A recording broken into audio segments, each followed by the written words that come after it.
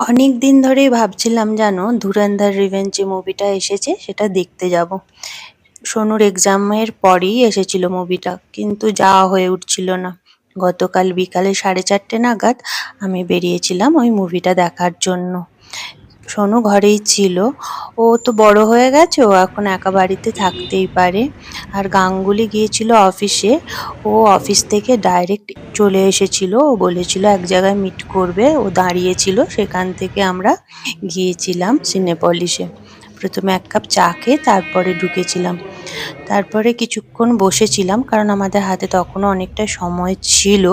তো ও চলে গিয়েছিল ফ্রেশ হতে, কারণ যেহেতু একবারে ও অফিস থেকে এসেছে।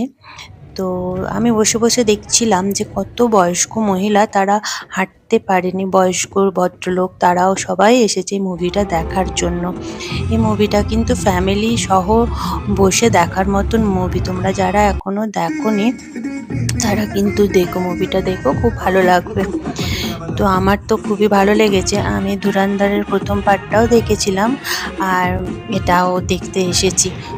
মুভিটা আমাদের শুরু হয়েছিল 5টা নাগাদ, তো শেষ হলো 9টা 5-10 নাগাদ। তো তারপর ওখান থেকে বেরিয়ে হাঁটতে হাঁটতে চলে গিয়েছিলাম ওর অফিসে, কারণ গাড়িটা অফিসেই রেখে এসেছিল। আর আমাদের বাড়ির থেকে ওর অফিস 2 কিলোমিটারের মতন, আর সিনেপলিসটাও 2 কিলোমিটারের মতনই পড়ে বাড়ির থেকে। আর আমাদের যেন আজকে হাঁটাটাও মিস হলো না, হাঁটাটাও হলো। তো মুভি দেখে তারপর অফিস থেকে গাড়ি নিয়ে আমরা বাড়ি ফিরলাম। বাড়ি ফিরে সোজা ফ্রেশ হয়ে রান্নাঘরে চলে এসেছিলাম ডিনার রেডি করতে। ডিনারের জন্য আমি কিছুটা পনির কিউব আকারে কেটে নিলাম, তার মধ্যে টক দই, আদা রসুনের পেস্ট, কাসুরি মেথি, বেসিক যা যা মশলা আছে সেসব মশলা, বিট নুন আর একটু চাট মশলা দিয়ে ম্যারিনেট করে নিলাম। তারপর কড়াইতে একটু বাটার দিয়ে একটা পেঁয়াজকে কুচি করে কেটে হালকা ভেজে নেবো, ওই কাঁচা গন্ধটা যাওয়া অবধি।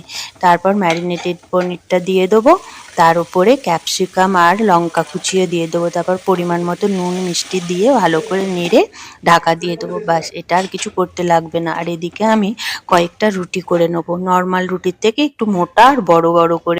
আমাদের 3 জনের জন্য করেছিলাম 5টা, ওদের 2টো করে আর আমার একটা। এরপর রুটির ওপরে একটু মেয়োনিজ মাখিয়ে তার উপরে পনিরের স্টাফটা দিয়ে দেবো।